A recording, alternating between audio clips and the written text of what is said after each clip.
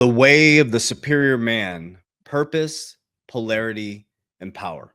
If you have not read the book, The Way of the Superior Man, I highly recommend you pick that book up and you read it over and over and over again. It's very important for a man to understand the divine feminine and the divine masculine within him. And I'll tell you what, in America right now, we are extremely out of balance as men. We are so deep in the left hemisphere of our brain, living worldly, living for the world, whether it's lust, whether it's greed, whether it's gluttony. We are so out of balance of men. And the way that they do this is through pulling the purpose out of men.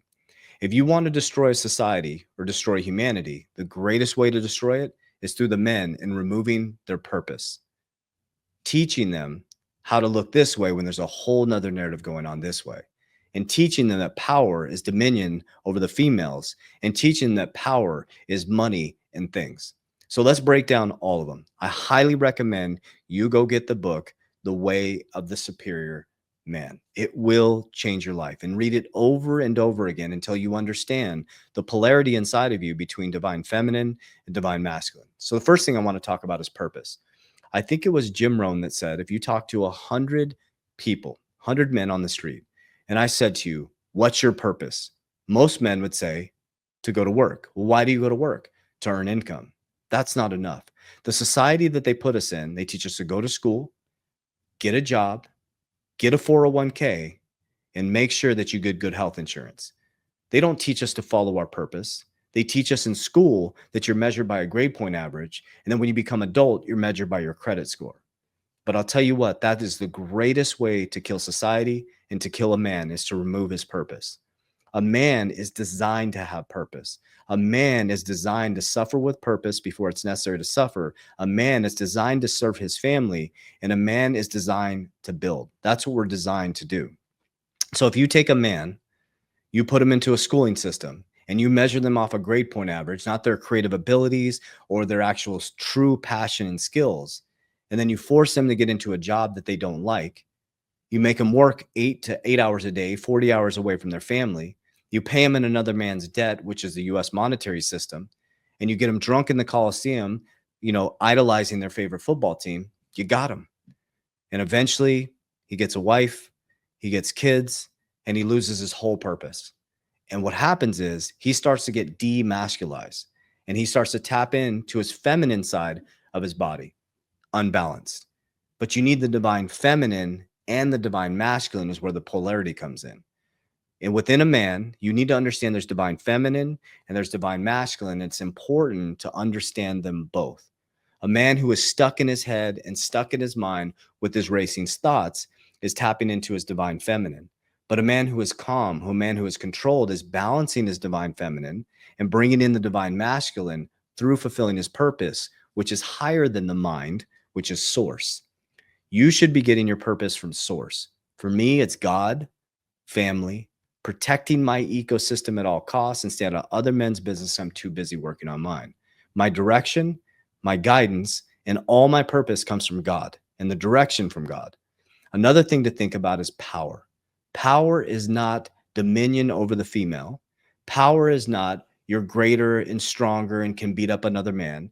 Power is not money, cars, houses, and watches. Power is the example of someone like Miyamoto Musashi, a samurai swordsman without a master, a very well-studied swordsman who was a Buddhist who studied all religions. He practiced, he meditated, he sat in solitude. That's power. He spoke very little and was an undefeated, vicious samurai swordsman. The book, The Five Rings, and the Dokido, the 21 Principles, is a great example of understanding what true power is. Jesus Christ is a great example of what true power is. He was kind, he was caring, but he was also absolutely ruthless with his boundaries, his expectations, and what he expected from his people. So it's very important to understand that the world is radically transforming right now. And then the American system is men have completely lost their purpose. There's too much convenience. We're not suffering anymore. There is no suffering. We don't have to go fight for our family. And every single day, we're getting in a box, our car, we're driving to work, we're staring at a box. You consistently pick up the box in your phone, and then we go home and we watch a box. We have to tap in and tune in. Now, it's going to take some work. You're going to have to start to create the suffering for yourself. Exercise, nutrition, fasting, martial arts. These are things that you're going to need to practice. Now, here's the good news, men, is there's no competition. Very few men in society are practicing this stuff. And that's where the true purpose comes in. That's where the polarity comes in, is understanding divine masculine and divine feminine, and where your power comes in. So if you have not read the book, The Way of the Superior Man, I highly recommend you dive into it. And on this channel, in the future, what I'm going to do is I'm going to start breaking down some of these key books, how they've affected my life and some of the key factors in it. But you should be reading and you should be studying at a very deep level. The book, The Way of the Superior Man, will be a book that will change your life. And I would read it over and over again until you understand the divine masculine and divine feminine within you, because your family is relying on you. Warriors, rise, get your shit together. Let's go.